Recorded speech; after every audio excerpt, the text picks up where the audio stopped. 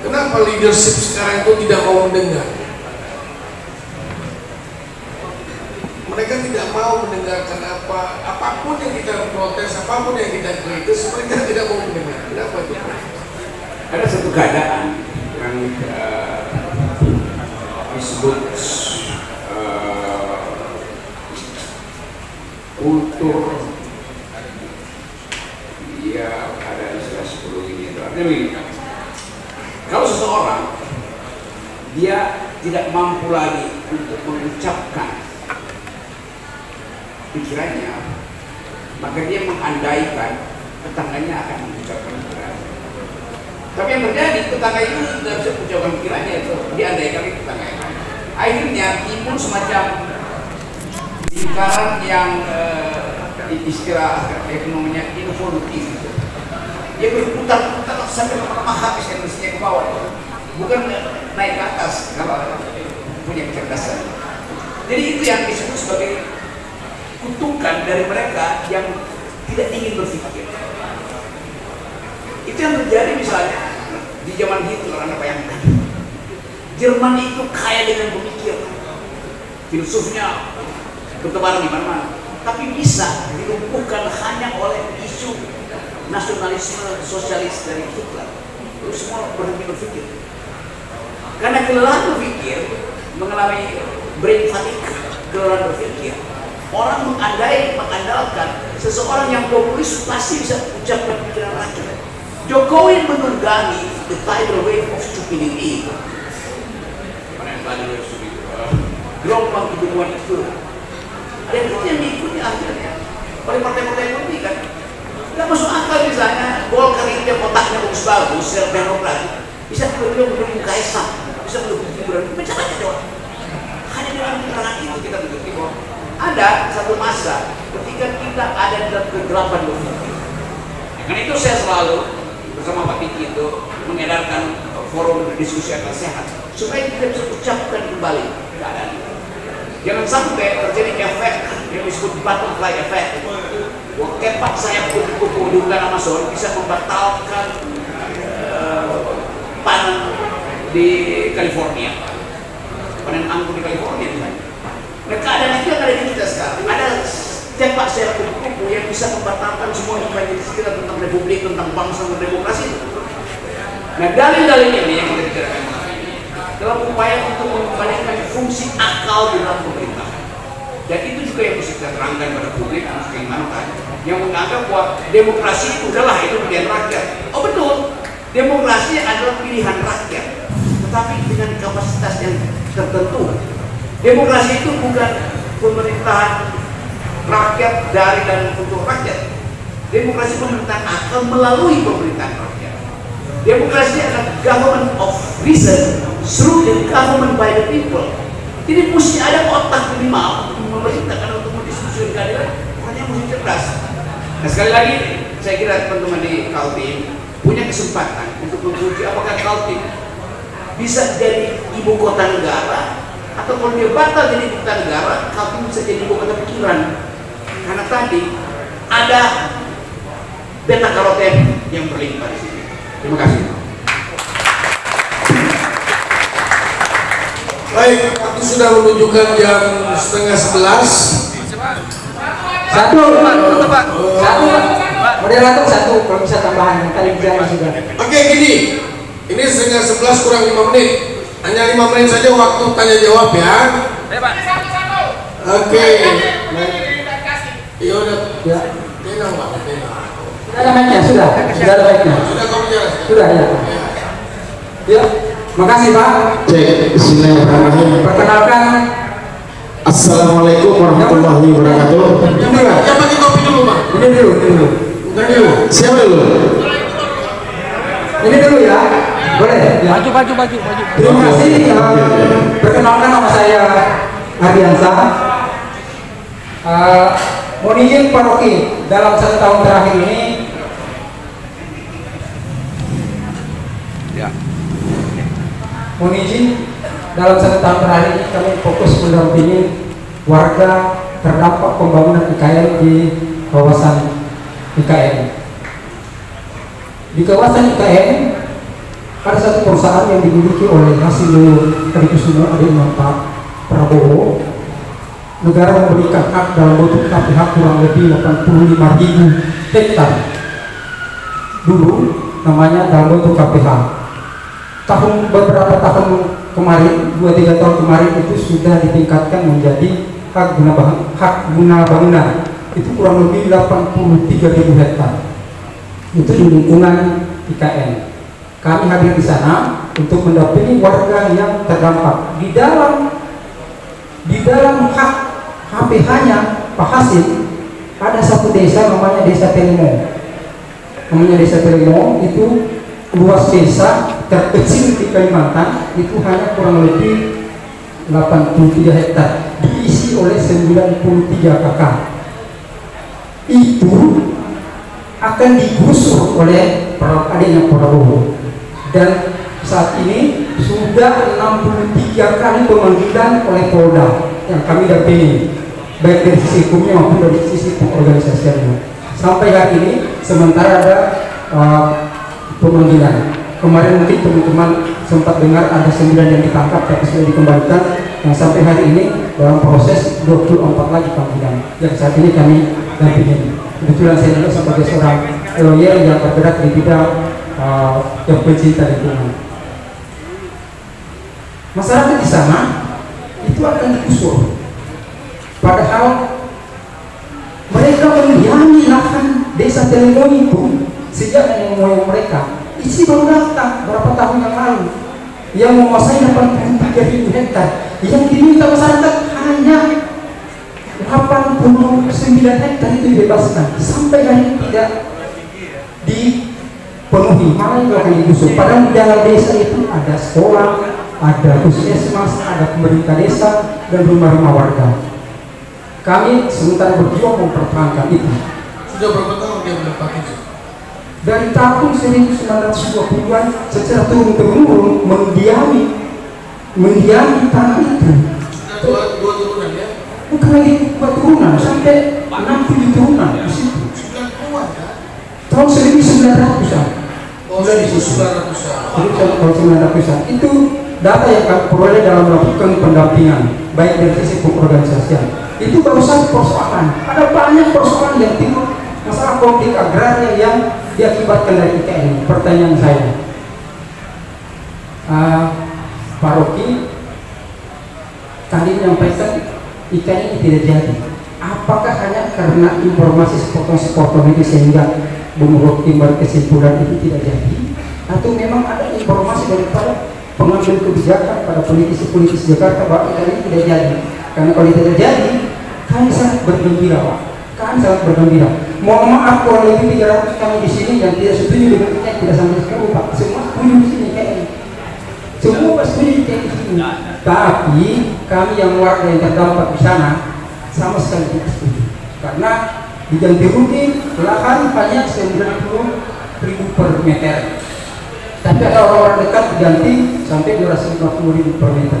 Pada intinya bahwa warga terdampak di sana ratusan rumah tangga, kepala rumah tangga yang saat ini menghadapi kriminalisasi dari Polda, dari Polres, dari camat, dari pemerintah kabupaten, dari pemerintah provinsi, dari kelurahan, mengintimidasi mereka, mengkriminalisasi. Dan karena di sana mudah-mudahan Koroki bisa membantu untuk membuka di tingkat nasional bahwa ada warga yang sementara ditindas oleh adiknya Pak Prabowo, namanya Hasil Jadi Hadikusumo. Terima kasih.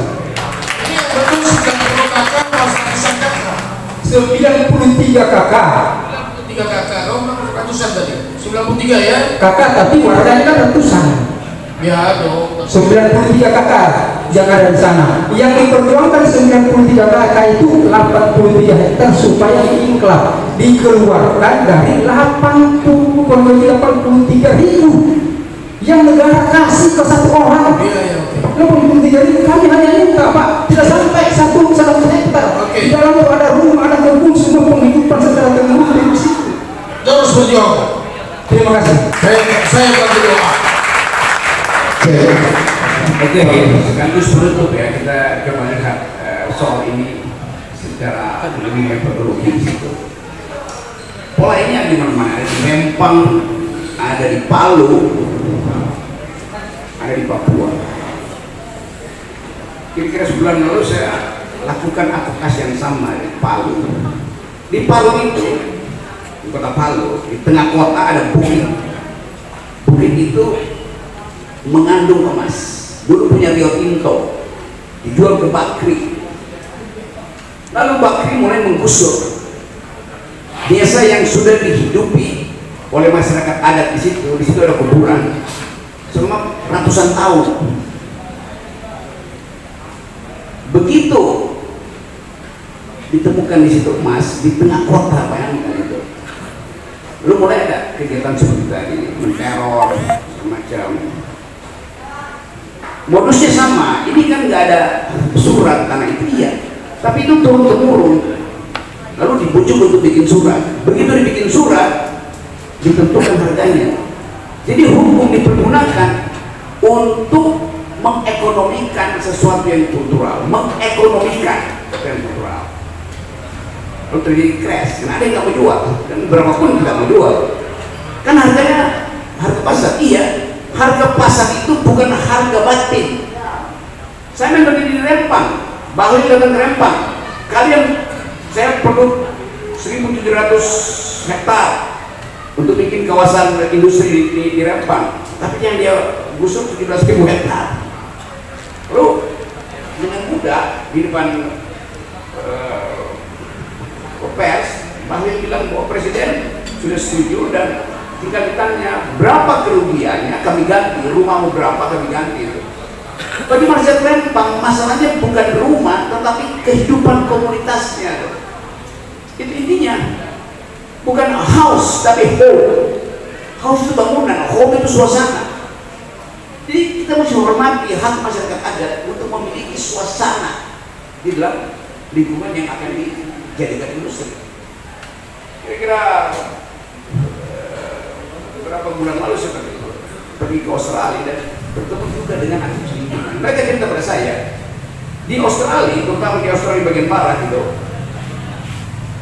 kalau ada industri penanaman modal asing, kebanyakan dari Cina, menggali bumi Australia untuk batu bara, minyak segala macam, dan begitu penggalian pertama menemukan artefak orang aborigin, sendola, kepingan penggorengan dari keramik, harus segera pindah 5 km dari titik ditemukannya itu.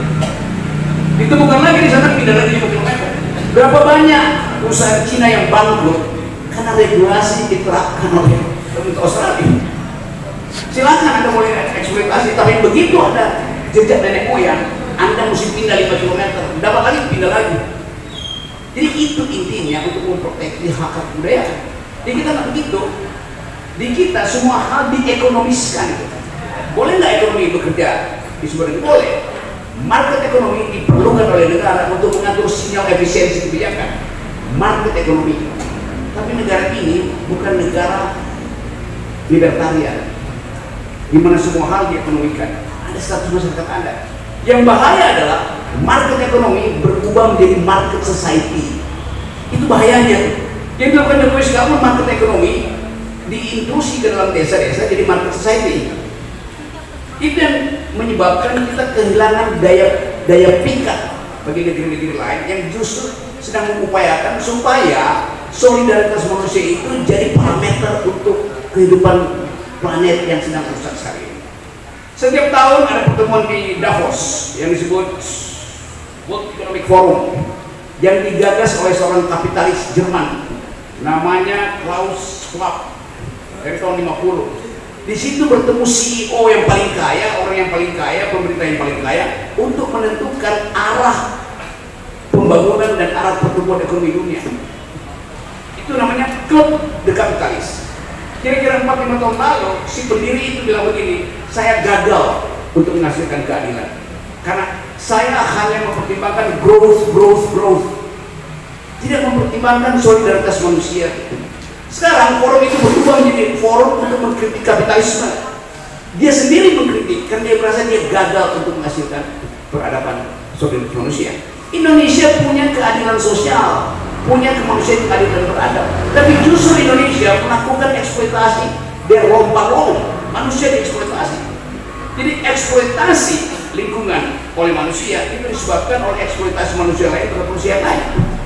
Nah, kita ingin itu diteliti secara akademis. Negeri ini memungkinkan untuk menjadi model pertumbuhan baru di dunia yang dasarnya adalah redistribusi, bukan akumulasi. Jadi sekali lagi saya ingin ada wartawan-wartawan terkeras sini, dosen-dosen bikin semacam petisi bahwa kami menginginkan Indonesia yang berkeadilan sosial, yang berkemanusiaan dan beradab. Bikin riset di situ dan buktikan aja bahwa semua hal yang dilakukan rejim ini memperburuk solidaritas manusia. Itu dasarnya. Dan kita harus tahu bahwa Indonesia ada di ambang kritis. Kalau terjadi perang dunia ketiga, semua kita masih impor, masih net importer BBM. Negara-negara penghasil minyak utama, Amerika, Rusia, Australia akan menyimpan minyaknya untuk persiapan perang dunia ketiga. Akibatnya kesulitan energi akan ada di kita. Komoditas kita juga turun harganya kan. Jadi kita mesti lihat keadaan ini sebagai kompleksitas baru dari dunia yang sedang berubah. Kita mesti lihat ini sebagai realignment di dalam politik dunia. Nah, Jokowi nggak mengerti itu karena dia buta huruf terhadap keadaan global. Dia cuma paham tentang dinasti. Dia nggak bisa rasakan bahwa planet ini sedang berubah. Seluruh mata dunia diarahkan kepada Indonesia karena kita paru-paru dunia. Sementara dia rusak paru-parunya sendiri. Jadi teman-teman semua, terima kasih banyak karena ada kesempatan kita untuk bercakap-cakap. Dan masalah di Kalimantan Timur itu juga tergantung pada masalah global politik secara umum. Kita lihat bahwa planet ini dipersatukan oleh hukum yang tidak mungkin kita ubah. Kalau kita lihat misalnya ada gurun pasir Sahara di bagian selatan Afrika, ada hutan Amazon di bagian selatan Amerika. Kenapa Amazon subur dan kenapa gurun Sahara tandus? Kalau kita baca keterangan para saintis, justru hutan Amazon itu jadi subur karena fosfor di gurun Sahara mengikuti rotasi bumi itu meniupkan angin untuk menjadi pupuk di Amazon, dan itu adalah hukum alam. Jadi gurun pasir itu berguna sebagai pupuk di hutan Amazon. Itu yang kita sebut sebagai ketergantungan ekologis. Nah, di dunia ini sekarang orang berpikir tentang nasib planet.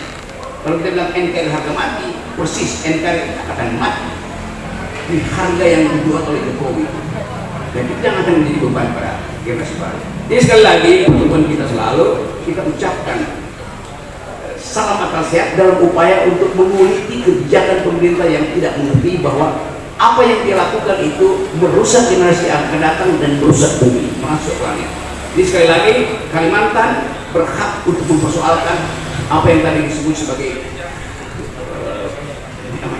proyek strategis negara yang sebetulnya adalah proyek kedunguan negara. Oke ya, waktu sudah jam melewati batas waktu yang kita tentukan. Closing statement itu sudah tadi ya, itu udah closing statement. Mungkin sedikit aja, Prof. Sukri masing-masing bikin closing statement. Satu lagi pertanyaan terakhir. Satu Pak. Ini satu lagi. Nanti ya. Karena kata orang no Rocky no party. Saya adalah salah satu penggemarnya Bung Rocky. Ya, tapi waktu kita sudah habis. Satu lagi ini mewakili 719.000 masyarakat Balikpapan yang ingin mendengar suara saya.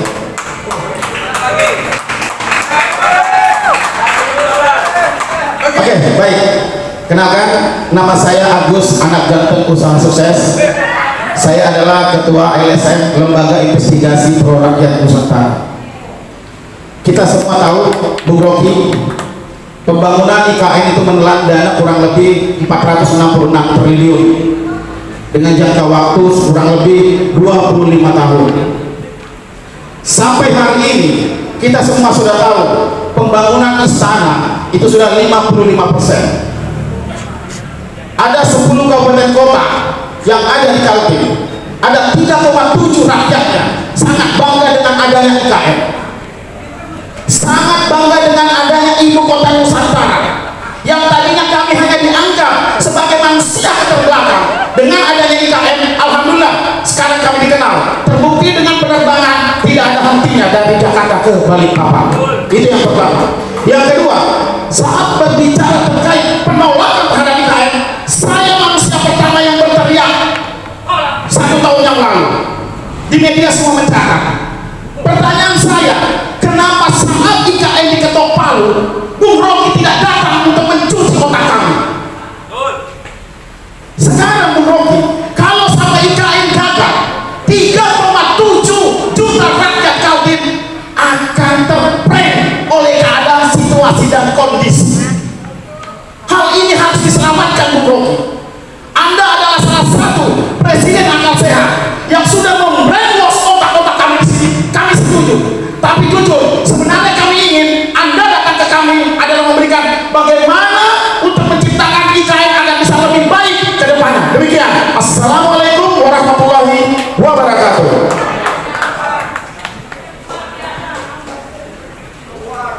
Oke, apakah kemarahan itu bisa menyelesaikan defisit APBN?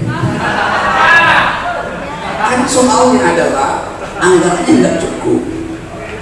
Yang kedua adalah hak masyarakat adat tidak didengar. Saya beri contoh juga. Hutan Papua itu 37 juta hektar. 80% dari 37 juta hektar itu adalah hutan primer.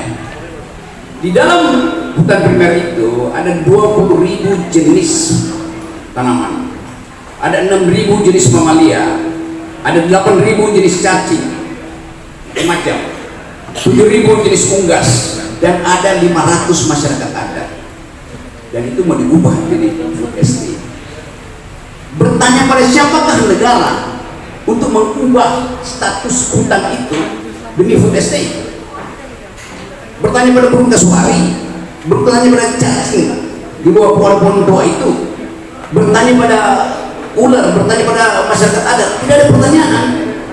Tiba-tiba negara mengatakan kami akan jadikan itu food estate, tapi tidak minta izin pada pemilik tanah itu, yaitu ular, burung, cacing, masyarakat adat. Masalah yang sama itu yang terjadi di IKN. Anda bilang bahwa akan ada penerbangan yang bolak-balik ke IKN. Bayangkan misalnya kebisingan itu akan memudarkan keintiman dari burung-burung di IKN.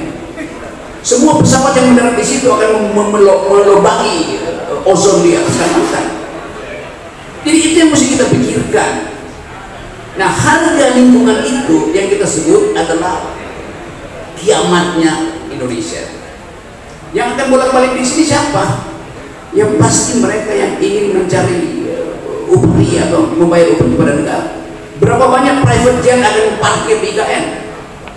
Berapa banyak burung-burung yang akan tersisih dari hutan-hutan Kalimantan karena bisingnya burung besi? Berapa banyak amplop akan diguyur untuk menyogok ASN yang kesepian di IKN?